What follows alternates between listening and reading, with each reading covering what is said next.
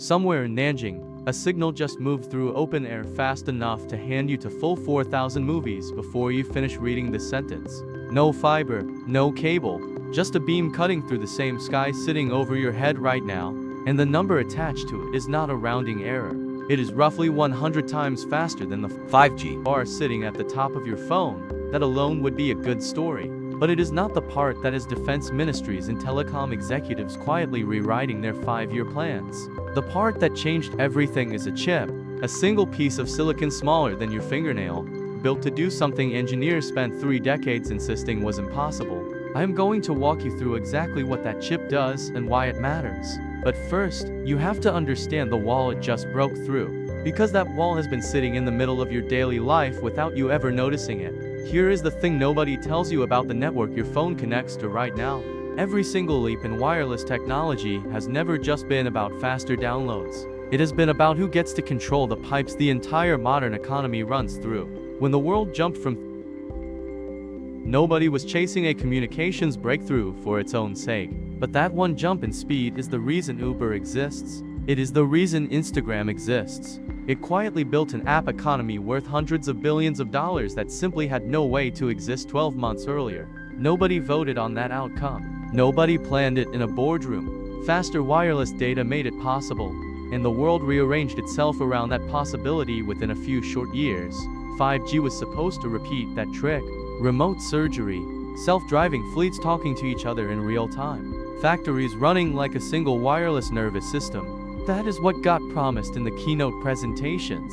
That is not what showed up in your pocket. And the reason it did not show up is the exact same reason China's new breakthrough is being treated less like a lab result and more like a geopolitical event. If you want to understand what just happened, and why it might decide which country writes the rules your phone follows for the next 20 years, stay with me for the next few minutes. Because this moves fast and most channels are going to completely miss the real story underneath the headline.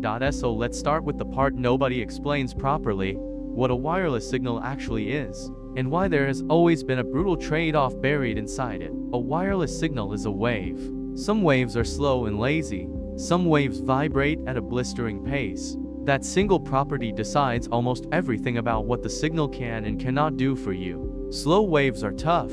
They punch through walls, survive rain, and travel enormous distances without falling apart. That is why an old AM radio station can reach a car 200 miles away with a signal that started as a whisper.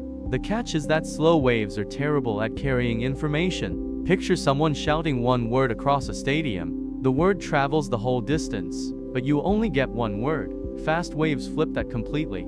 They can carry enormous amounts of information packed into every vibration, but they are fragile. A wall stops them.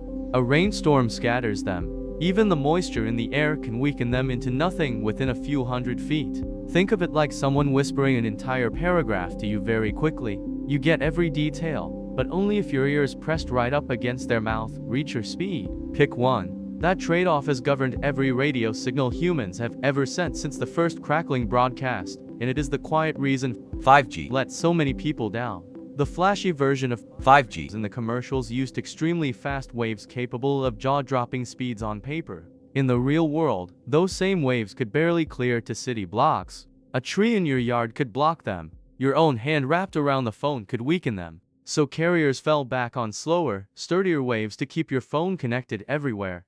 And that is why the 5G icon on your screen is often delivering speeds barely different from decent for grams. The label upgraded. The physics did not, and this is not just an inconvenience for streaming a show on the train. Remote surgery, coordinated factory robots, and real-time self-driving communication all need speeds in the tens of gigabits per second with almost zero delay. Ordinary 5G, the version actually reaching your phone, does not come close. Here's where the scale of the problem becomes impossible to ignore. By the end of 2025, China had built more than 4 million 5G towers, more than every other country on the planet combined, connecting well over 1 billion people. And even with that staggering build-out, the real-world speeds people experience still fell far short of what had been promised years earlier. The infrastructure existed. The physics was still standing in the way. That is the exact moment Chinese research teams stopped trying to squeeze more performance out of 5G and asked a completely different question. What if you stopped compromising and went straight for the fastest waves that exist? waves so fast and so fragile that no country on Earth had ever managed to use them for real communication. Those waves live in a slice of the spectrum called terahertz. Hold on to that word, because it is the single thread running through everything that follows. For decades, terahertz frequencies were treated like a locked vault everyone could see but nobody could open. The data capacity sitting inside that band was enormous, in theory. In practice, moisture in the air killed the signal. Walls stopped it cold. Even a humid afternoon was enough to weaken it into static. Engineers nicknamed it the Terahertz Gap, a phrase that basically meant we know the prize is real, and we cannot reach it. Research groups in the United States, Japan, and across Europe all tried and walked away with nothing usable. It was not a lack of ambition or funding. It was a dead end enforced by physics itself, and there was a second, quieter problem stacked on top of that one. Every wireless network ever built processes signals using electronic hardware, and different frequency ranges need completely different hardware to handle them. Low frequencies need one set of circuits. Mid frequencies need another. High frequencies need something else entirely. That is why a real 5G tower is really a stack of separate equipment boxes bolted together. Each one built for a narrow slice of the spectrum, each one adding cost, weight, and complexity. Now here is the part that has engineers either thrilled or nervous depending on which passport they hold. Researchers working across Peking University and City University of Hong Kong found a way to throw out that entire stack of boxes and replace it with a single chip. Their trick was almost stubbornly simple once you hear it. Instead of processing the wireless signal electronically the way every system in history has done, the chip converts it into light, processes it as light, and converts it back. Light does not care what frequency the signal started as. A beam of light can carry a slow wave, a fast wave, or a terahertz wave using the exact same pathway. Instead of needing 10 different lanes for 10 different kinds of traffic, you turn every vehicle into light and send it all down one single road. That chip measures roughly 11 millimeters by less than 2 millimeters, smaller than a pencil eraser. And on that sliver of silicon, it handles 9 separate frequency bands at once. The same job currently done by an entire rack of hardware inside a cell tower. Shrink that rack down to something you could balance on a fingertip, and a rooftop antenna that used to need a dedicated equipment closet could someday fit inside something the size of a showbox. Multiply that across millions of towers worldwide, and this stops being a neat science headline. It becomes an economic one. There is a second layer to this that is easy to miss on a first pass. If a single chip can handle every frequency band, including terahertz, at the same time, the old trade-off between reach and speed simply stops applying. You can run slow, sturdy waves for coverage and blistering terahertz waves for raw speed on the same piece of hardware at the same time. When this research was published in the journal Nature in 2025, the chip reportedly hit around 100 gigabits per second on a single channel, and it could switch between frequency bands in under 200 microseconds. Faster than a hummingbird completes one wing beat. That was only half the story. Remember terahertz, the word I told you to hold on to? A completely separate team, working out of Purple Mountain Laboratories in Nanjing alongside China Mobile and Fudan University, pushed a live wireless signal through open air using those exact frequencies everyone else had abandoned, and hit roughly 206 gigabits per second, independently verified, publicly reported, not a projection, roughly 20 times faster than the 5 grams reaching your phone right now. Achieved wirelessly, through ordinary air, using the part of the spectrum the rest of the world had written off as unusable. Put those two results side by side. One team built a chip that shrinks an entire tower's worth of equipment down to fingernail size. A separate team proved the fastest wireless frequencies on the planet actually function outside a laboratory. Both breakthroughs happened inside the same country, a country that already owns more wireless infrastructure than anyone else on Earth. And the timeline is not scattered.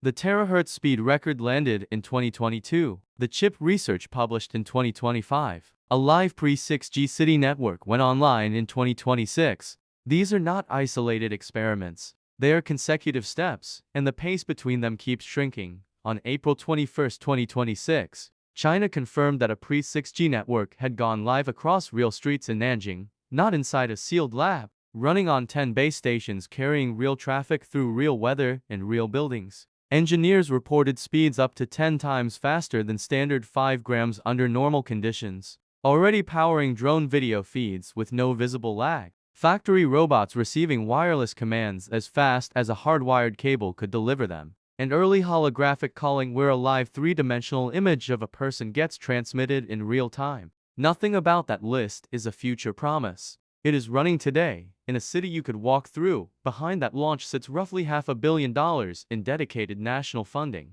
folded into China's broader 2026 to 2030 plan that treats 6 grams as a top-tier priority alongside artificial intelligence and quantum computing. Nanjing has already started calling itself the first 6-gram city on Earth, backed by Huawei, Qualcomm, China Mobile, and Ericsson, and that is precisely the moment the rest of the world stopped watching and started sprinting. South Korea, the country that led the entire planet through the 5 grams rollout, committed over $2 billion to its own 6 grams program, targeting real pilot services within a few years. Samsung and LG both launched their own terahertz testing programs, that word again, resurfacing inside another country's lab. Japan and the United States joined forces on a multi-billion-dollar 6 grams initiative largely driven by the fear of falling behind. The European Union poured over $100 million into scattered 6 grams research efforts across the continent. Added all together, in total global 6 grams spending crossed roughly $20 billion by early 2026,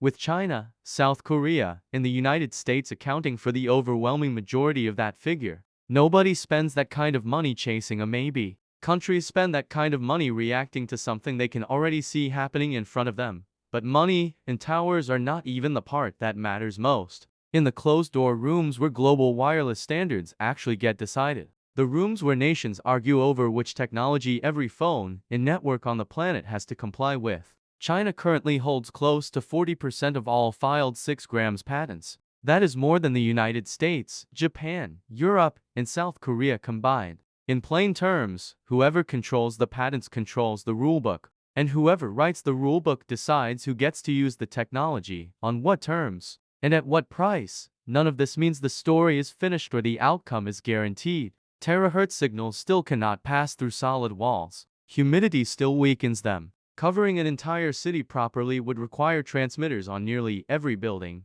not just every block, and running that many transmitters around the clock comes with a genuinely massive electricity bill. Huawei has already been barred from 5 grams networks in the United States, the United Kingdom, and Australia over security concerns. And those tensions are only going to sharpen as 6 grams becomes strategically more important. Countries that adopt Chinese 6 grams infrastructure gain access to the most advanced available equipment, but they also become dependent on Chinese supply chains. While countries that refuse it risk falling behind the curve entirely. Every nation is eventually going to have to choose a lane. There's one more obstacle that rarely makes the headlines. Building a functioning 6 grams network requires people fluent in wireless engineering, artificial intelligence, advanced materials science, and precision manufacturing, all at once. China has openly admitted it does not currently have enough of those people. Neither does anyone else. 6 grams is not one discipline. It is a dozen disciplines stacked on top of each other, and the number of humans on the planet capable of working across all of them is small.